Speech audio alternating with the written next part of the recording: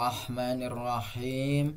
Assalamualaikum warahmatullahi wabarakatuh. Bagaimana kabarnya anak-anak Ustadz pada hari ini? Mudah-mudahan anak-anak Ustadz selalu sehat dan selalu diberi kekuatan dalam menjalankan aktivitas di bulan Ramadan ini. Amin, amin ya rabbal alamin.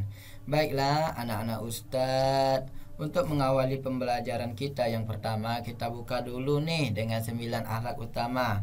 Anak-anak Ustadz masih ingat kan dengan 9 akhlak utama? Yang pertama itu ada jujur, disiplin, tanggung jawab, bersih, peduli, bersaudara, santun, kreatif, semangat. Nah, pada video kali ini Ustadz ingin menampilkan pembelajaran yaitu cara menyambung surah Al-Ikhlas. Cara menyambung surah Al-Ikhlas atau cara mengewasolkan surah Al-Ikhlas ayat pertama dan ayat kedua.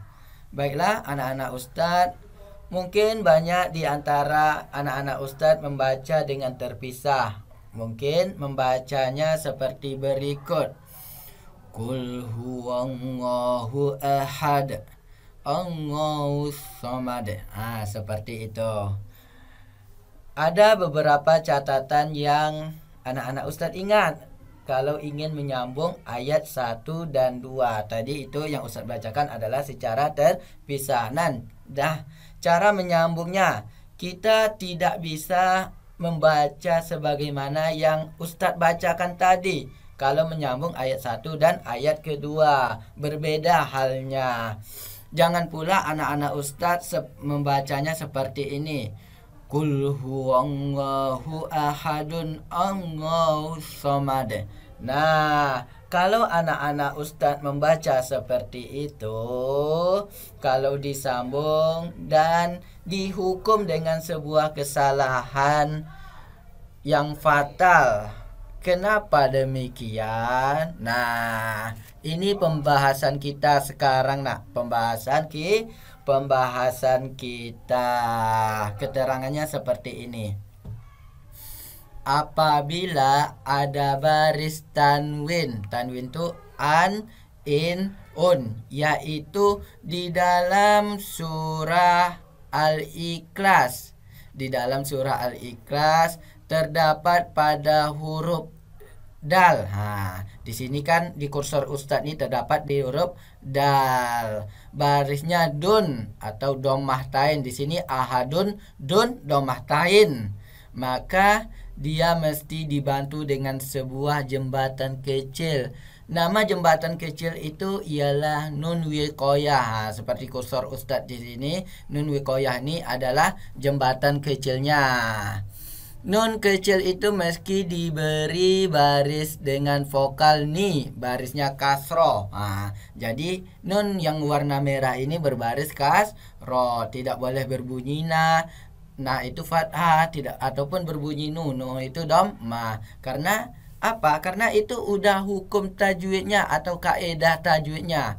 Nah, huruf yang berada di sebelah jembatan kecil ini yaitu huruf dun. Lihat kursor Ustadz, bisa perhatikan huruf dun harus dihilangkan salah satunya. Dun menjadi du. Di sini yang kursor Ustadz ini dun ini menjadi du di sini. Menjadi du. Terus huruf nun mati tadi dirubah menjadi kasroh. Nun ini dipindahkan ke sini berubah menjadi kasroh, menjadi duni. Setelah nun kasroh yaitu huruf alif mesti kita hilangkan baris fathahnya. Kita lihat ke atas. Ini Allah ini ada baris fathah. Tetapi kalau disambung dia sebenarnya adalah hamzah wasol dia. Kalau disambung menjadi hamzah wasol. Jadi bukan dun Allahus samad, bukan seperti itu. Nah, di sini kalau disambung ayat 1 dan 2 dia sesudah berbentuk sesudahnya berbentuk hamzah wasol, bukan fathah lagi.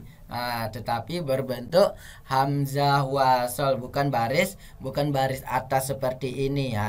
Perhatikan kursor Ustaz bukan seperti ini, tetapi dia seperti ini. Seperti ini.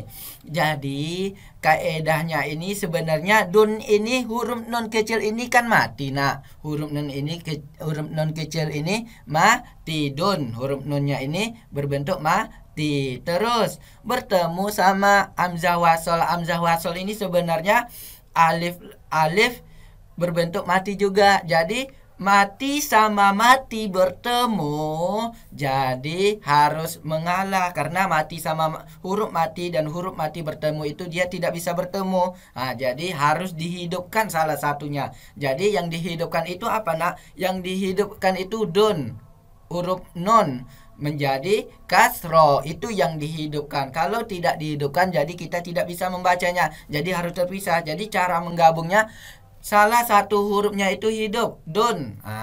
Dun tadi hidup hurufnya, huruf nunnya hidup menjadi ni, jadi duni.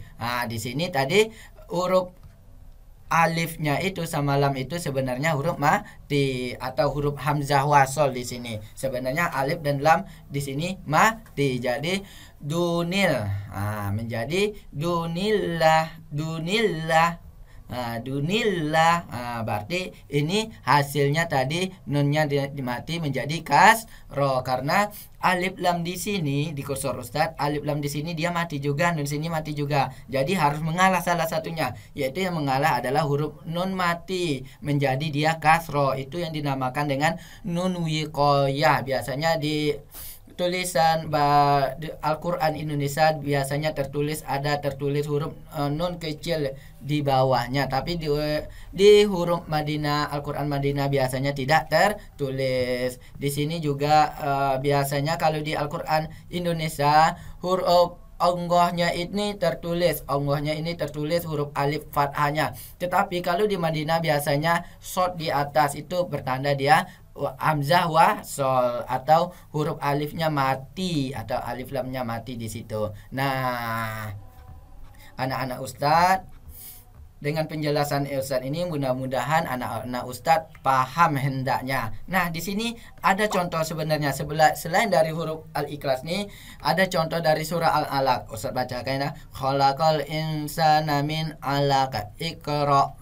Seharusnya di sini kan ada huruf hamzah wasal. Berarti cara bacanya kin ini menjadi nun yang di ujungnya menjadi kasroh juga. Jadi cara bacanya khalaqal insana min 'alaqin iqra.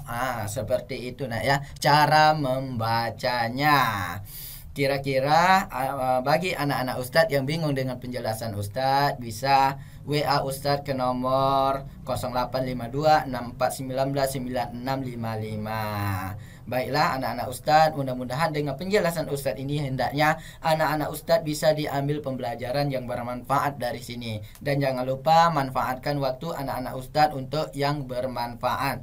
Lebih dan kurangnya Ustadz mohon maaf. Wabillahi taufiq wal hidayah. Wassalamualaikum warahmatullahi wabarakatuh.